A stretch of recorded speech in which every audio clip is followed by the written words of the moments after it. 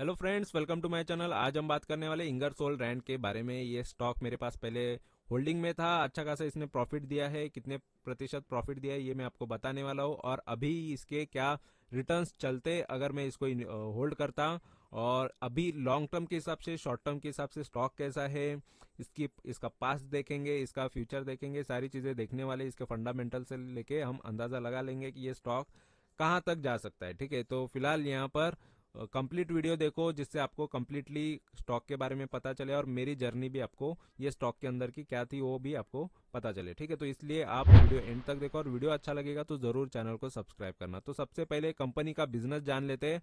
तो कंपनी का बिजनेस यहाँ पर ये देख सकते हो, ये engage in business manufacturing and selling.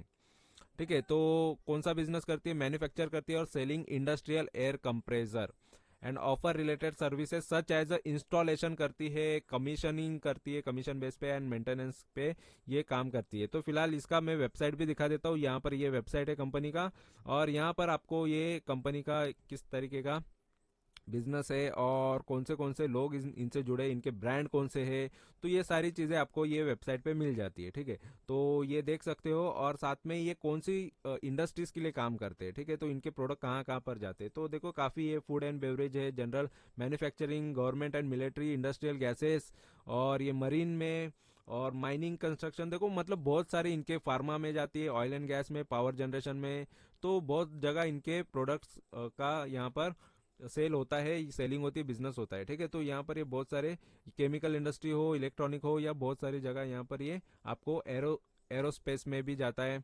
तो काफ़ी जगह इनका प्रोडक्ट यूज होता है। तो देखो ये बिजनेस कंपनी का काफ़ी अच्छा है, और इस वजह से देखो कंपनी सेल करके कितना कमा लेती है ये ज़रूरी होता है, इसलिए मैं आपको फंडामेंटली चीज़ें दिखाऊंगा। ठीक है, तो सबसे पहले यहाँ पर देख लेते हैं स्क्रीनर पे जो इसके बारे में बता रहा है, फिर उसके बाद में मेरी बाइंग प्राइस क्या थी, इन्वेस्टमेंट प्राइस क्या थी, ये भी मैं आपको बताऊंगा। ठीक है, तो फिलहाल देखो 6200 करोड़ का मार्केट कैपिटल वाली कंपनी है। एक 1% का डिविडेंड भी देती है, एक्स्ट्रा आपको डिविडेंड मिल जाएगा। ये साल का डिविडेंड होता है, 1% कोई खास यहाँ पर नहीं होता। अगर आप एक साल से इन्वेस्ट कर रहे हो उस पर 1% मिल रहा है तो कोई बड़ी बात नहीं है उसमें, लेकिन इसमें ये बाकी देखो, ये एक ही दिन के अंदर आपको 1-1.5% का रिटर्न देता है, तो 1% का डिविडेंड का क्या लेना देना। ठीक है, लेकिन यहाँ पर अगर देखोगे आरओसी आरओई, ये दो जो चीज़ है काफ़ी अच्छी होनी चाहिए, इससे आपको स्टॉक का परफॉर्मेंस पता चलता है, फंडामेंटली स्टॉक कैसा है।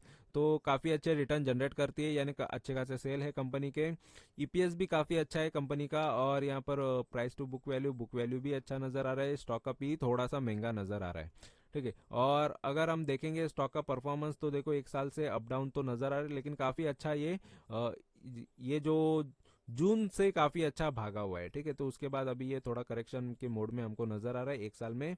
और यहाँ पर देखो पॉजिटिव चीज़ में, यहाँ पर ये कंपनी ने रिड्यूस डेट, कर्जा कम कर रही है, ये सबसे अच्छी बात होती है कोई भी कंपनी के लिए। कंपनी कर्जा खुद का कम करे तो अच्छी बात होती है। ऑलमोस्ट डेट फ्री भी बता रहा है, तो कर्जा कितना है ये हम देखेंगे।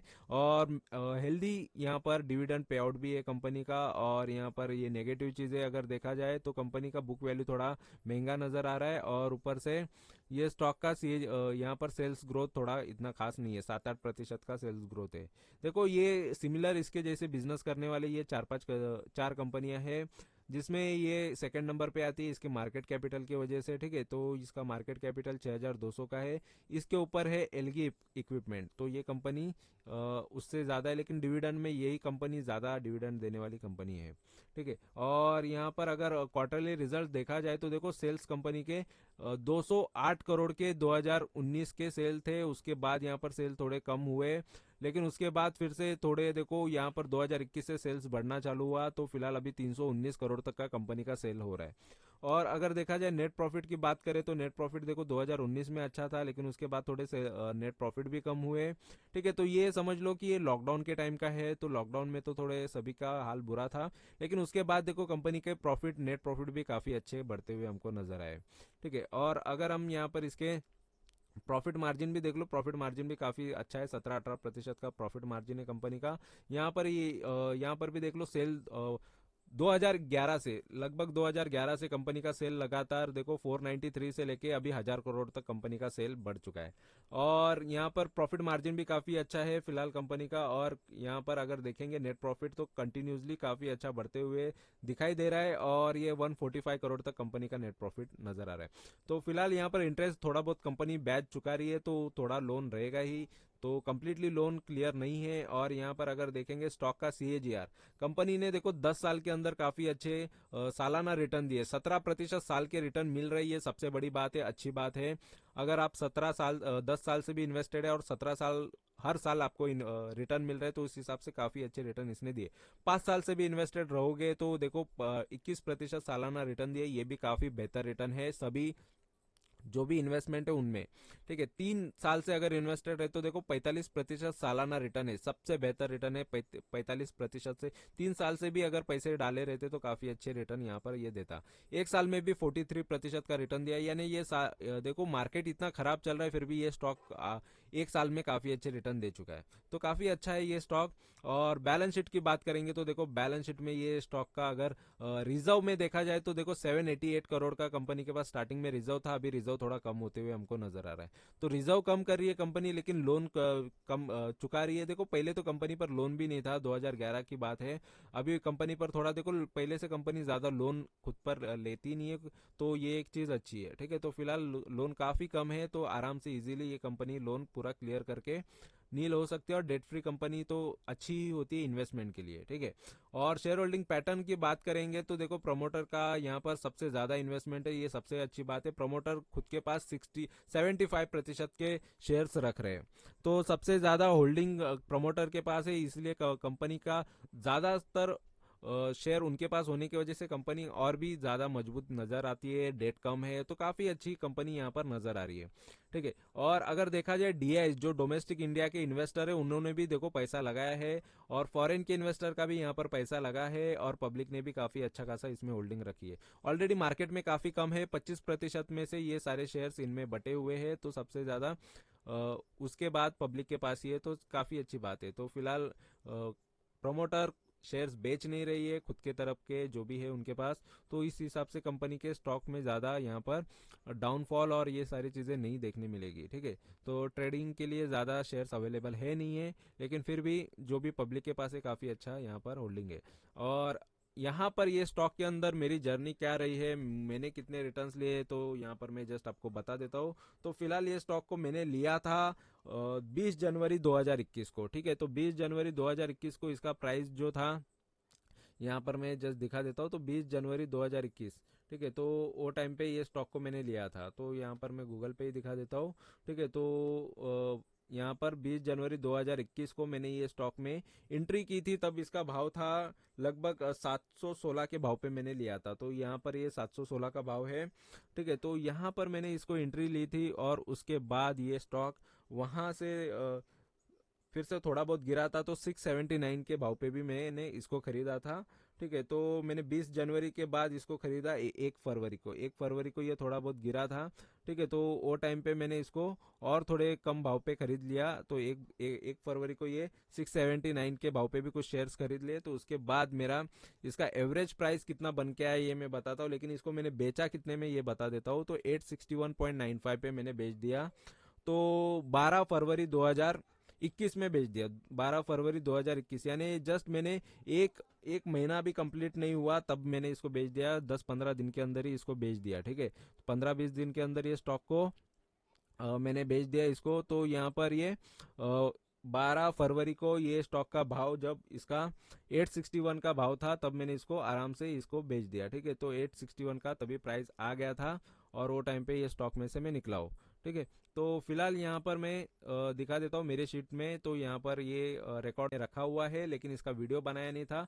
अलाइड डिजिटल का वीडियो है, केईआई इंडस्ट्रीज का भी नहीं बनाया था, वो भी बना दिया है, जेके पेपर का भी नहीं था, तो कुछ कुछ स्टॉक रह गए थे। देखो ऑलरेडी काफी ज्यादा स्टॉक एक ही दिन में कभी कभी प्रॉफिट बुकिंग हो जाती थी, और वो टाइम पे चैनल नहीं था। ठीक है, तो चैनल अप्रैल के बाद बना है, 2021 के बाद। ठीक है, तो फिलहाल तभी तो जस्ट शॉर्ट वीडियो अपलोड करता था, सितंबर से फुल वीडियोज आने चालू हुए 2021 के सितंबर से। से। ठीक है, तो इस वजह से ये बहुत सारे स्टॉक रह गए थे, तो जो उसके बाद जो जिनमें प्रॉफिट लिया वो सारे कंटिन्यू मैंने बताए हुए, लेकिन जो पहले के प्रॉफिट्स थे उसके मैंने वीडियोस नहीं बनाए थे, इसलिए मैं वीडियो के रूप में ये बना के रख रहा हूँ, जिससे मुझे भी काम आ जाएगा और जो इन्वेस्टर है उनको भी ये चीज़ें समझ आ जाएगी कि कोई भी प्रॉफिट किस तरीके से ले सकता है।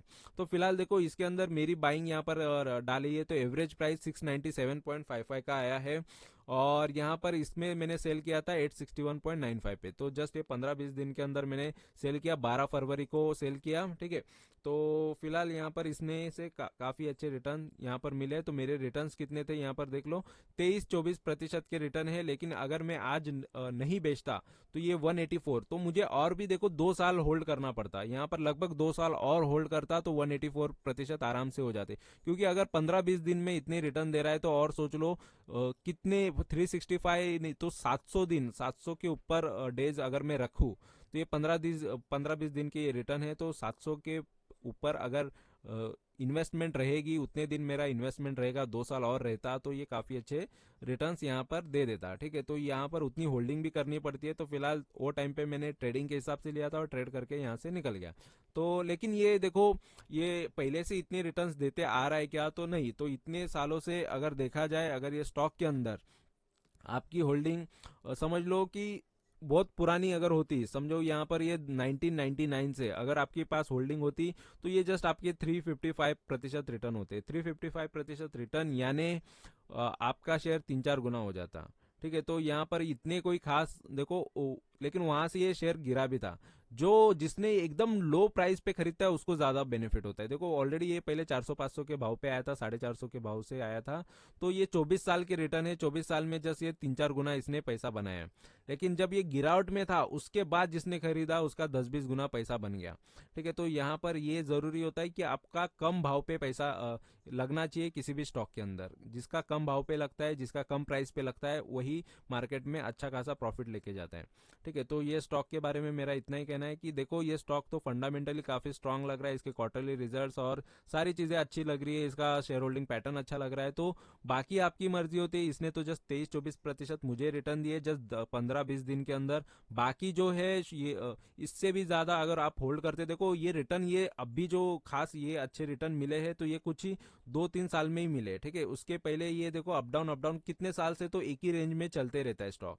ठीक है, ऐसा नहीं है कि स्टॉक एकदम एक ही साल के अंदर भागता है, तो कभी कभी काफी टाइम तक वो रुका रहता है।